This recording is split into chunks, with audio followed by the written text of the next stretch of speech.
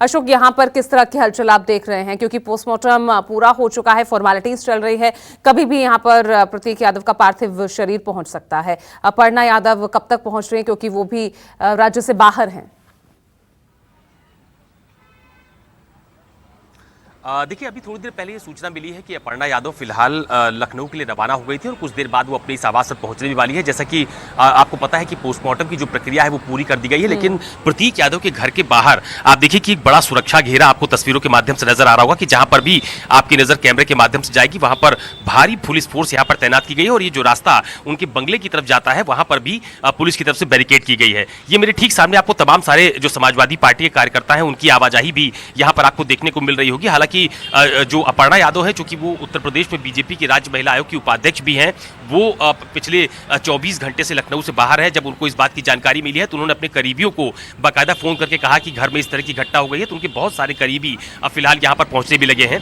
ये एक बड़ी तस्वीर है अपर्णा यादव के परिचितों की, समाजवादी पार्टी के कार्यकर्ताओं की। दो पूर्व मंत्री सुबह से ही प्रतीक यादव के आवास के बाहर मौजूद है, तो बहुत ज्यादा हलचल फिलहाल यहाँ पर देखी जा रही है। इसके अलावा ये जो रास्ता ठीक अंदर जा रहा है, ये अपर्णा यादव के बंगले की तरफ जाता है। ये आप देखिए कि इस रास्ते पर भी जगह जगह पर आपको फोर्स खड़ी हुई नजर आ रही होगी, लेकिन महत्वपूर्ण बात यह है कि अभी थोड़ी देर पहले यहाँ पर लखनऊ पुलिस की एक टीम अपर्णा यादव के घर पहुंची थी। चूंकि उनकी मृत्यु कैसे हुई है ये एक बहुत बड़ा सवाल है, पोस्टमार्टम रिपोर्ट आने के बाद ये तस्वीर साफ हो पाएगी। लेकिन थोड़ी देर पहले यहाँ पर डीसीपी सेंट्रल अपनी पूरी टीम के साथ पहुंचे थे। वो प्रतीक यादव के आवास के भीतर भी गए थे, वहां पर उन्होंने जो घर के नौकर है उनसे बातचीत भी की है कि आखिरकार किस अवस्था में आखिरी जो दौर था जब वो घर के भीतर मिले थे, जब लोगों को इस बात की जानकारी हुई थी कि उनकी तबीयत ठीक नहीं है तो क्या स्थिति थी, इस बात की जानकारी उन्होंने ली है। और आप देखिए कि ये तमाम सारे लोग जो हैं वो फिलहाल यहाँ पर आपको तस्वीरों में नजर आ रहे होंगे। बीजेपी के भी बहुत सारे नेता यहाँ पर मौजूद हैं।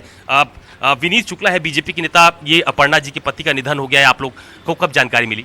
अभी सोशल मीडिया पे हमने देखा था 1 घंटे पहले, तो निश्चित ही बहुत दुखद है। एक सरल और सहज व्यक्तित्व था प्रतीक का और उसके जाने से हम लोग बहुत दुखी हैं। उसी को लेकर के हम लोग यहाँ पर आए हैं, संवेदना व्यक्त। बिल्कुल, तो समाजवादी पार्टी के नेताओं के साथ साथ बीजेपी के भी बहुत सारे नेताओं की आवाजाही यहाँ पर देखी जा रही है। उसकी बड़ी वजह यह है कि अपर्णा यादव बीजेपी में शामिल हो गई थी, वो राज्य महिला आयोग की उपाध्यक्ष भी हैं। ये जो मेरी बाईं तरफ आपको तस्वीर नजर आ रही है, दरअसल यही उनका मेन बंगला है जहां पर प्रतीक यादव, अपर्णा यादव पूरे परिवार के साथ रहा करते थे। और ये देखिए यहां पर भी कार्यकर्ताओं की काफी भीड़भाड़ आपको तस्वीरों में नजर आ रही होगी। मैं अपने कैमरा सहयोगी मिंटू सिंह से कहूंगा कि वो आपको यहां की तस्वीर दिखाएं। ये उनका आवास है जिसमें वो पूरे परिवार के साथ फिलहाल रहा करते थे, लेकिन जब से ये पूरा घटनाक्रम घटित हुआ है, मुख्य द्वार जो है वो उसको पूरी तरह से बंद किया गया है। ये द्वार पर बहुत सारे लोग भी मौजूद हैं, उनसे बात करने की कोशिश करता हूँ। भैया, आप लोग कहाँ से आए हैं?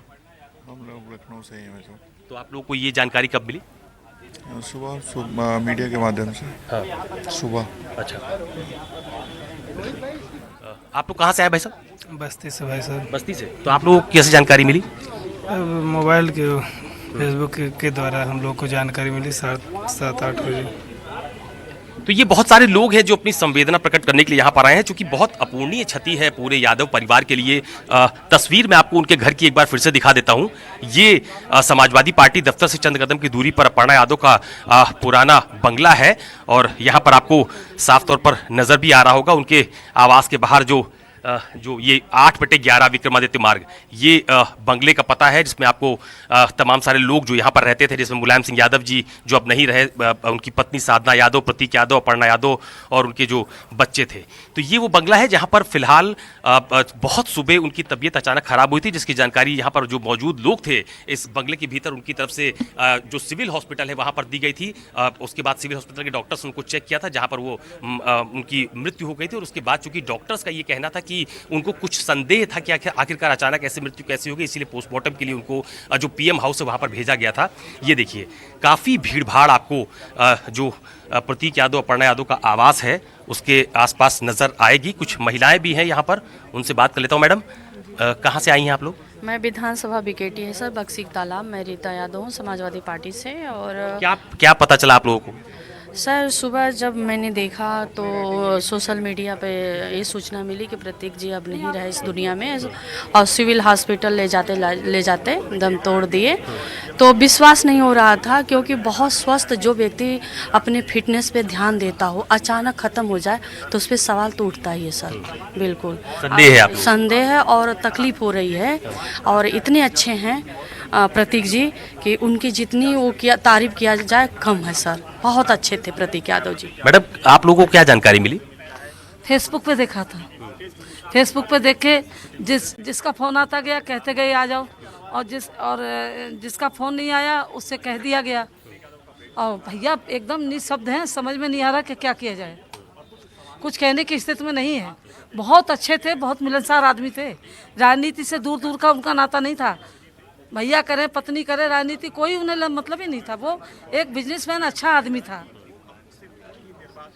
तो ये तमाम सारी समाजवादी पार्टी की महिलाएं हैं जिनको आप तस्वीरों में देख पा रहे होंगे, लेकिन सभी लोग इस बात को लेकर बहुत हैरान हैं कि आखिरकार अचानक ये घटनाक्रम कैसे घटित हो गया। जो व्यक्ति अपनी सेहत को लेकर इतना सचेत रहता हो, लोगों को भी जागरूक करता रहता हो, आखिरकार उसके साथ ये घटना कैसे घटित हो सकती है। हालांकि अभी थोड़ी देर पहले जो बात मैंने आपको बताई कि लखनऊ पुलिस की एक टीम डीसीपी सेंट्रल की अगुवाई में यहाँ पर आई भी थी, वो आवास के भीतर गई थी। उन्होंने वहाँ पर बहुत सारे लोगों से बातचीत भी की है, घर की वो स्थिति भी देखी है कि आखिर जहाँ पर वो आखिरी बार देखे गए थे कि वो किस स्थिति में मिले थे। घर के नौकरों से भी बातचीत हुई है। तो अब सारा जो सबकी निगाहें जो हैं वो दरअसल पोस्टमार्टम रिपोर्ट पर टिकी हुई है कि आखिरकार जब पोस्टमार्टम की रिपोर्ट सामने आती है तो उसमें मृत्यु की वजह क्या निकलकर सामने आती है।